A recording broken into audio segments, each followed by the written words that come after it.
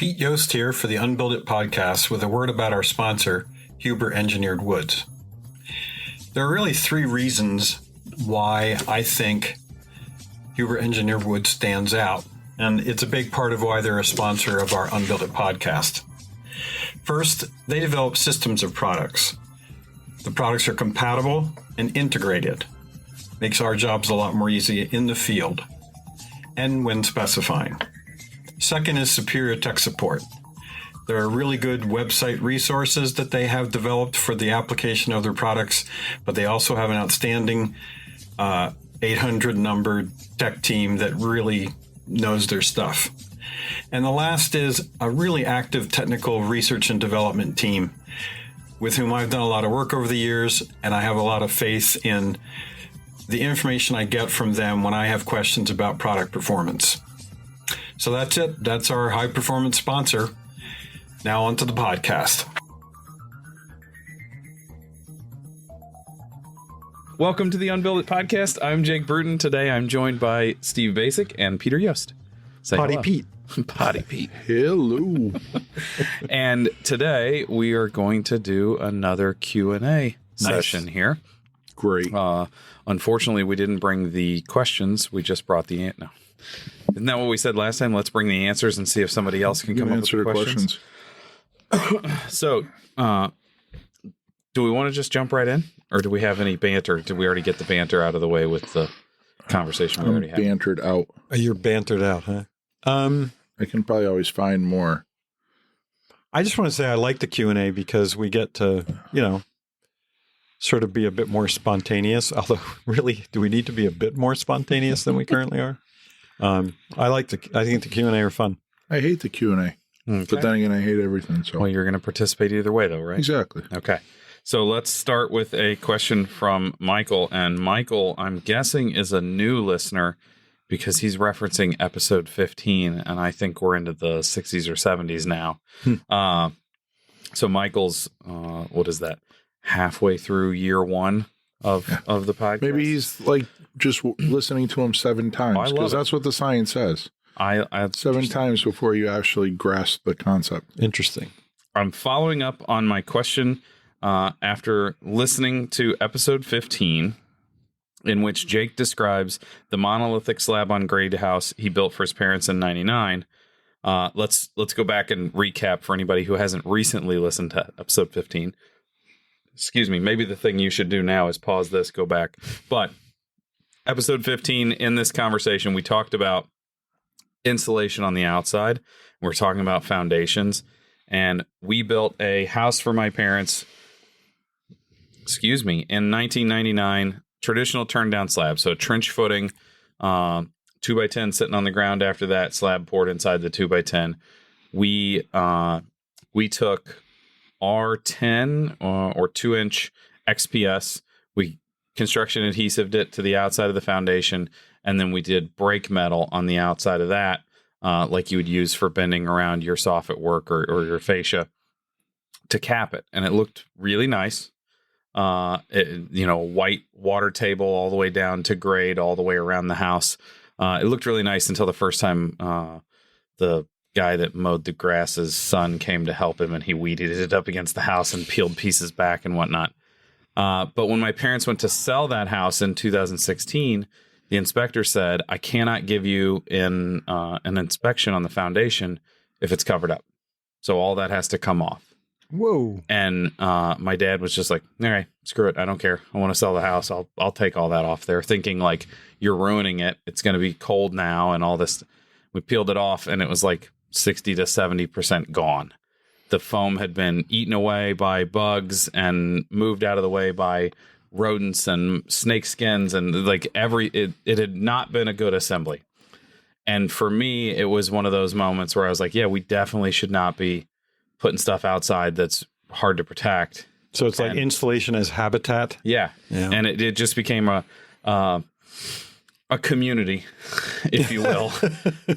And so that's what he's referencing here is that conversation about, I wouldn't do it that way again.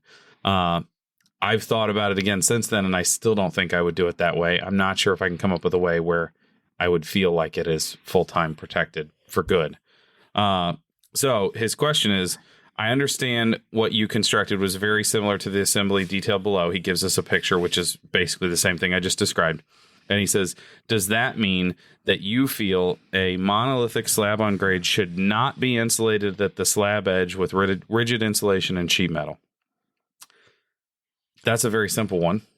I'm going to say no, but I want to hear what you guys had to say, and then I thought we would talk about the way that you and I have done it a couple times and some resolutions that we have. So Pete raised his hand for those of you that are just listening. So first of all, if the two problems were the destruction of the protective covering and the destruction of the insulation underneath, could you pick a rigid insulation, for instance, rigid mineral wool that would resist being habitat, or could you pick a better or a different cover board? And it's not a rhetorical question. I'm asking that. So certainly, I think by adhering rigid mineral wool to the outside, you still have some voids, some space, some access. Mm-hmm. Certainly not the same access that you would with an XPS that can just be eaten up by little things. There's always going to be some void between the concrete and the mineral wool. Yeah. Or there's always going to be some gaps between sheets and things like that. So it's not a perfect world, but none of what we're doing is.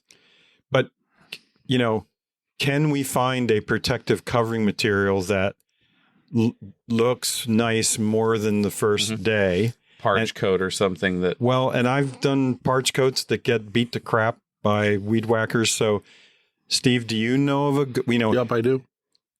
I know what he's going to say. Enlighten us. Don't put it on the outside? Well, no, I wouldn't. I would never put it on the outside, but there are companies that make decent coverboard. Well, the parch coat would be like a reinforced mesh that you can't get through with an axe. So there's systems out there. The question is they all cost money. Mm-hmm. You're working in not the hardest place. It's not like you're working overhead, but going around 300, 400 linear feet of surface at your ankles is a pain in the neck. And at entryways? And then you have all the entryways, decks, garage door interfaces. Yeah, those all these places that you have to interact with. Now, the garage door interface is one that, maybe you don't get there, but someplace the garage wall is going to intersect the house. Yep. And what do you do there? Just stop and take the penalty? Yep. Or or do you put this foam in? I mean, there's some pre-planning there that goes. It's the same adage that we always talk about, that if it's properly planned for and the right selections, you could probably make it successful.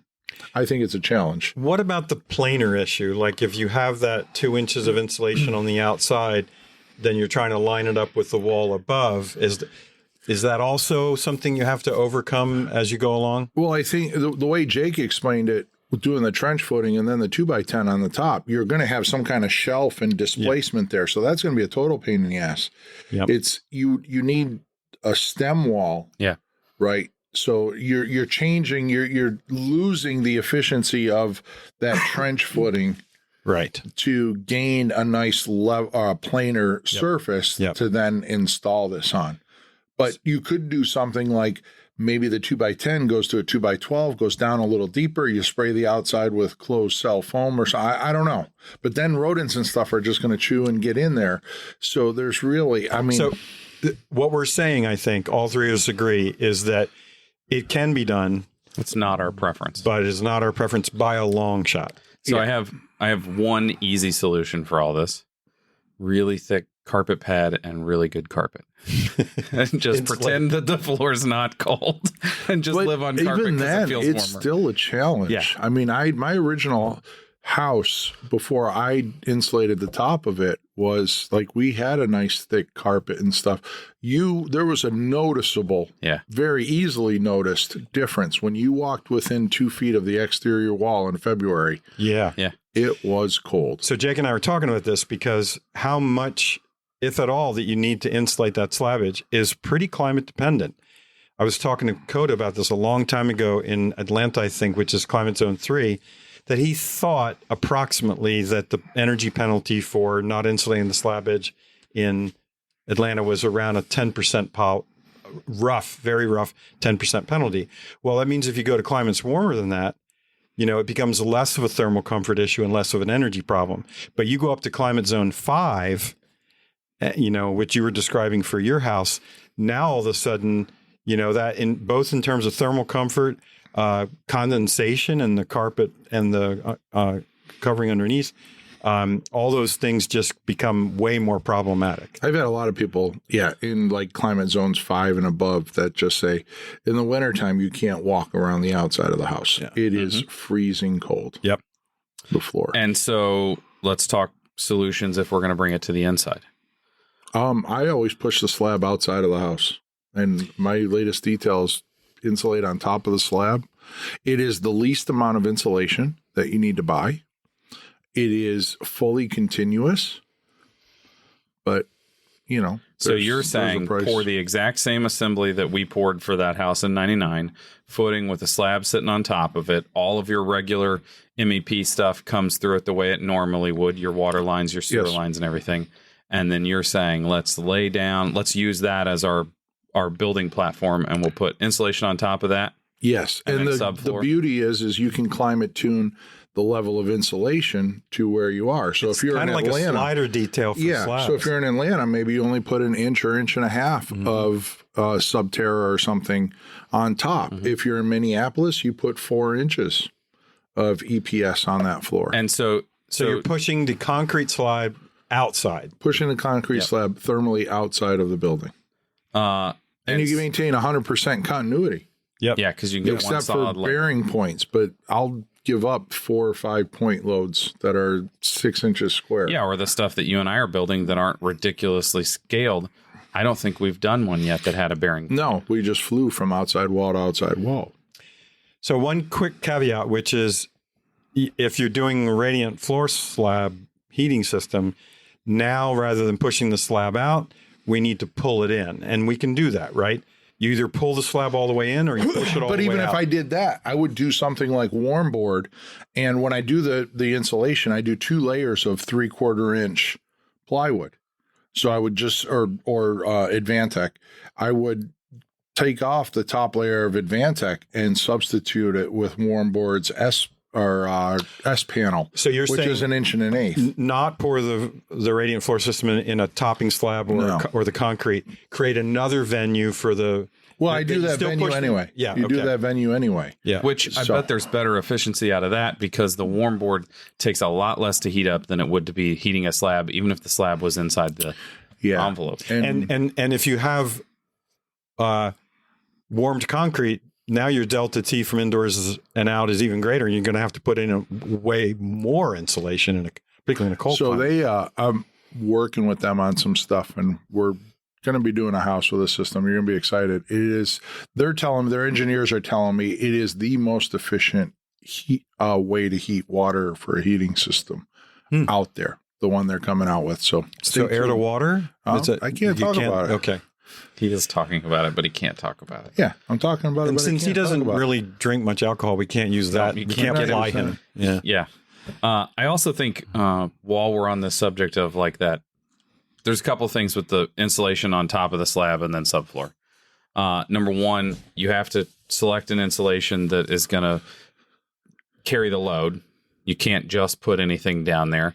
So you need to have your engineer involved. Yes, that is true, but it isn't true. It is a small load. Because if you took the crappiest piece of foam, what's 20 times 144? Okay. He's making a square footage PSI.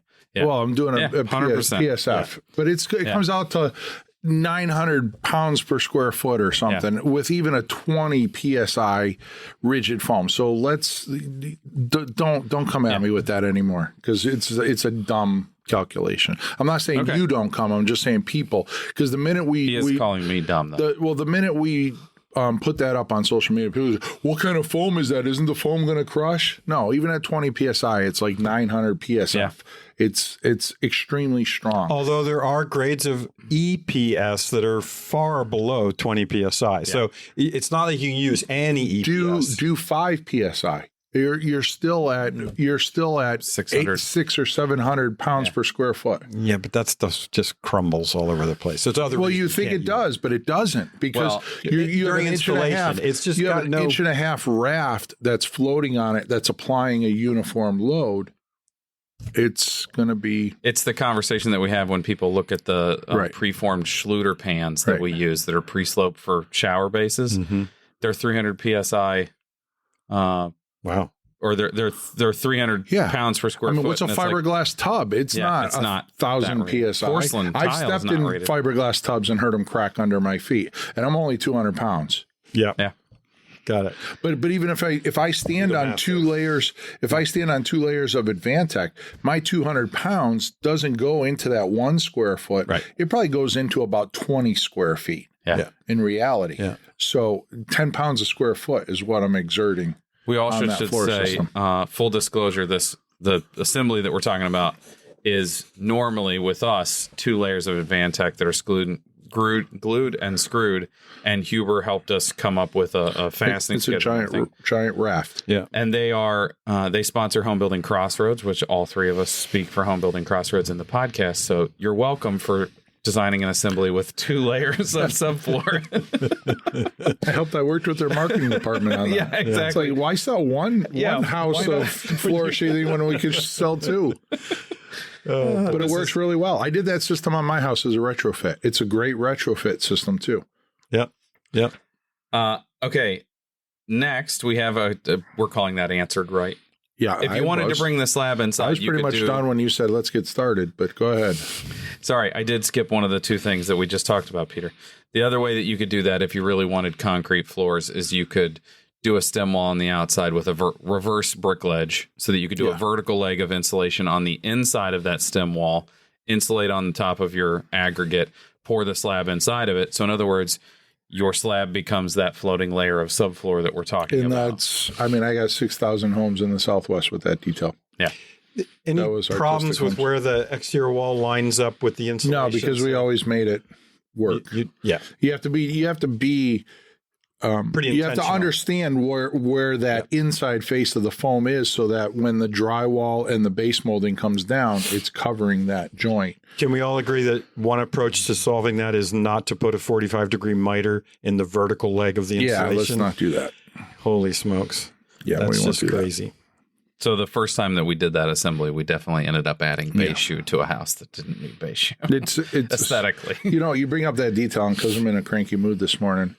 It's amazing to me that we just chase these details and do the dumbest things. I see so many details out there that get posted and stuff. And some of them are even in magazines or on websites. And I sit there and go, I would never do that. Why?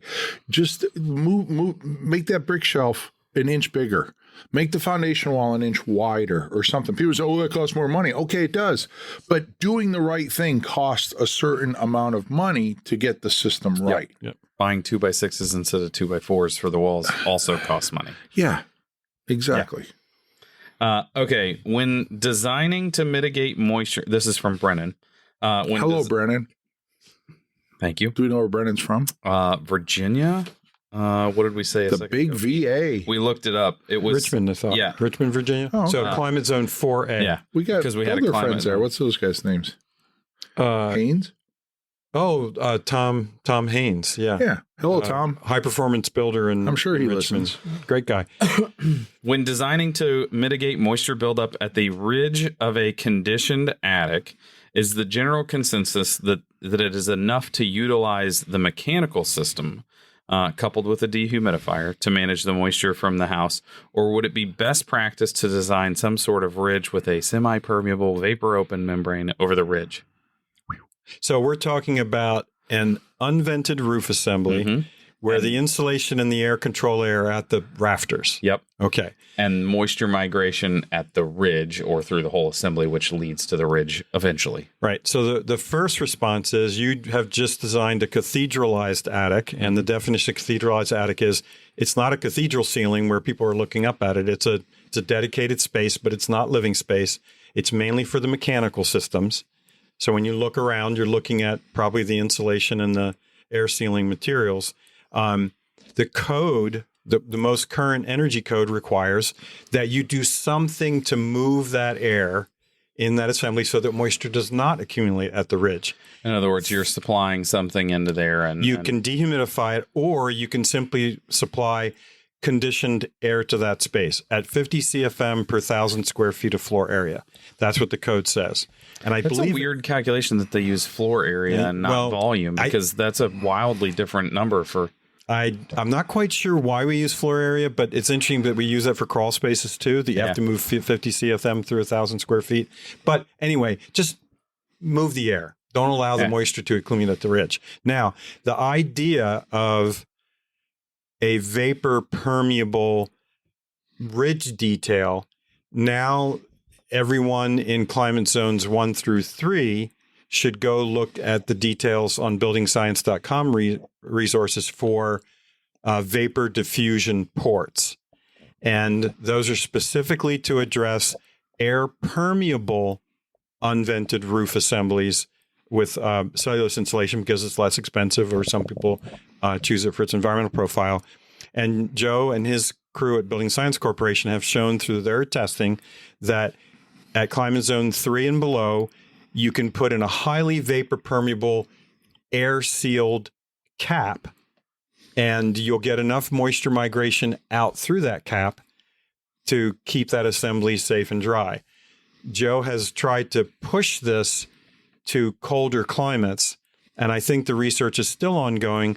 But the word that I hear, and you guys can check on this when you go to Building Science Summer Camp in a couple of weeks, that too much moisture, you can't move enough moisture through that vapor diffusion port when you get to climate zones 4 and above.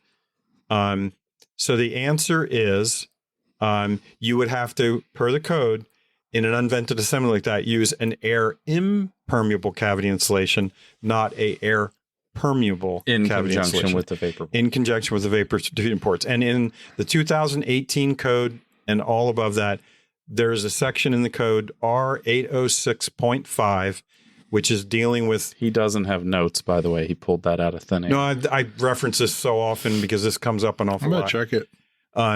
But in the very detailed sub-letters of unvented roof assemblies, it talks about when you can use diffusion points and under diffusion ports and under what conditions.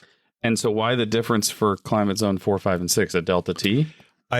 My understanding of the research is that enough moisture moves up into that assembly and condenses that you can't make the vapor diffusion point at the ridge move enough vapor through it. Now, they picked pretty challenging conditions. My memory is that they chose 50% relative humidity for all of the space below the unvented roof assembly. So what would happen if you could guarantee that the wintertime relative humidity in that building was 30% rather than 50%?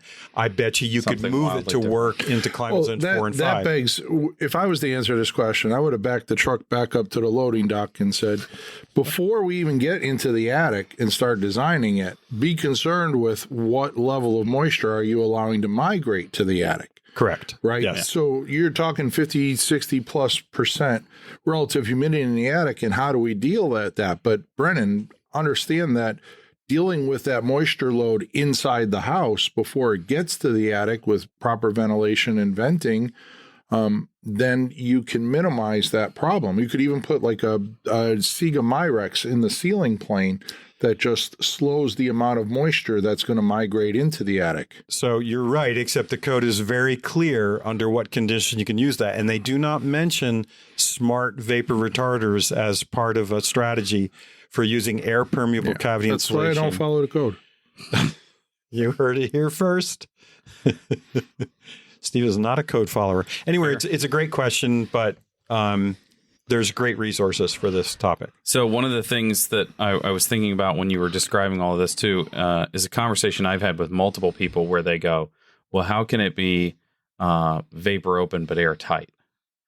And the first time somebody asked me that, I kind of stood there and was like, I'm not sure how I can describe that. And then I went, oh, wait, it's a piece of drywall. Moisture can migrate through drywall without air moving through the same. So how is that possible? Drywall half inch is 40 perms, right? That means that if we consider something vapor open, if it's more than 10 perms, this is 4 times more vapor permeable. But the standard for air tightness in the ASTM standard is half inch drywall. Yep. And so the answer to this question is air molecules are big compared to water molecules. And so if water is in the vapor form, you have a pretty tiny molecule of water vapor, and the oxygen and nitrogen molecules around it are much bigger. That's how you can get something that stops airflow but lets vapor through. You know what I'm going to say? Just go up to that wall of drywall, pucker up, and put your lips on it and try and blow through it. Go ahead. We don't have to play science lab here. Steve is into intimate field testing because he's puckering up as he approaches the wall. Intimate field testing. I like it. Peter, I'm going to let you take the last question. Okay, so the last question is something that comes up an awful lot for me in my work, looking at design and spec review with builders and architects, and that's what's the best practice for detailing the bottom edge of the structural sheathing where it meets or comes into contact with the concrete foundation system. And I would say it overlaps the foundation. so the first thing, Steve and I talk about this all the time, is a lot of builders like to have the outside edge of their exterior sheathing in the same plane as the outside edge of the foundation. So their exterior sheathing sits generally on the top edge of the slab. In other words, your plate would be back from the edge. I have of the no idea what concrete. the benefit is for that. They get to set it down on there when they're nailing it. But what Steve and I like maybe. is That's to about have it. the framing, the outside edge of the framing line up with the outside edge of the foundation, and therefore the structural sheathing, regardless of how thick it is, it's stepped out of that plane, and actually we like to overlap it. So there's a little bit of a, when you set the wall, you kind of like pull it in back against the foundation. Now you've now put a porous material in contact with another porous material. So there's the issue of separating those two, but more importantly, that bottom edge of the sheathing, even if it's zip, which has a great waterproof or a water-resistant layer, the polymer on the outside, green or red, that's the weather barrier, and the air control layer, you still have that exposed edge at the bottom. So how do you detail that to protect it? And Steve, I know you've got a couple of different systems. Hold on. So first of all, it should not be in contact with the concrete from a code perspective, because there should be a capillary break between it and the concrete, period. Bingo. You need something that's number one. Yes. You need something to separate those two porous materials. Sorry. I thought that was pretty important, and we needed to cover that. That's good. I mean, I'm kind of torn on it. We've done, like Sega's Fentrim tape, which has some permeability. You said Fentrim tape. Fentrim tape. Which, by the way, is designed to adhere to clean concrete. Yeah, if you wipe the concrete clean, that stuff will stick. It's amazing. You will not get it off. It's very aggressive. Part of me wants to just leave the OSB exposed to dry. Mm-hmm. So, but the problem is most of my projects, we use Zip R6, R9. So we have the foam that we have to block somehow. To protect it and to keep rodents and stuff from climbing up in there. And so I've done that a number of ways. I mean, we've done everything from like nice copper flashings under there to just, working with Jake and extending a treated plate out at the bottom, and then have the wall sit on it, and then have the plane come down flush, and then tape that. So what Steve's describing there, just so we make sure everybody's following, we still chalk our lines as if we're going to use a 2x6 plate that we want relatively close to flush with the face of the concrete. And then we custom cut a bottom plate that is a 2x6 plus whatever zip R that we're using, so that when we frame our wall, we can lay our 2x6s flat. We have a bottom plate that we're laying flat when we're framing that sticks up the height of the zip R. When we stand it up, the zip R sits on that plate and it overhangs. Got it. So you're protecting both the sort of the trailing edge of the sheeting and the polyiso. Mm-hmm. Yeah. It also makes air sealing a little easier because we have an air seal under our plate at that point, and then all we have to do is tape from the face of the plate down to the treated. So at that point, then we can use a cheaper tape, a more cost-effective tape, like the zip seam tape, because we're just going to treated wood. Although I really do like the Fintrum, and the last project we went from that vertically to connect the two, horizontally underneath the treated plate, and then down onto the concrete, and we eliminated the air seal underneath the plate then. Huber has a detail for both zip and their zip R panel where there is a metal flashing at the bottom of the wall that gets head taped to close off the exposed edge of the metal flashing. So it's like a little J channel. It's a little J channel. It's to pull the water that comes down the plane of the sheathing, the weathers of the barrier, and kick it out away from, so it doesn't curl around back into the sheathing. And I think that's a really good detail. Some people say, oh, that's sort of overkill.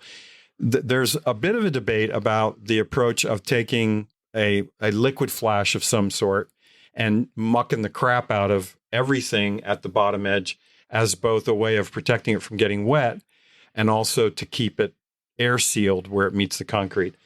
Steve, I've heard him say many times, I learned a lot from Steve, and he said, you should always be thinking about what you're sealing in as well as what you're sealing out. So if you use a material that is going to stress crack readily there, where it cracks, you're now going to be holding moisture in as opposed to keeping it out. So it's got to be a really high performance sealant or liquid flash in order to keep that joint closed. I would make a process argument too in that instance, because I really like liquids in most cases because of their workability, their monolithic nature.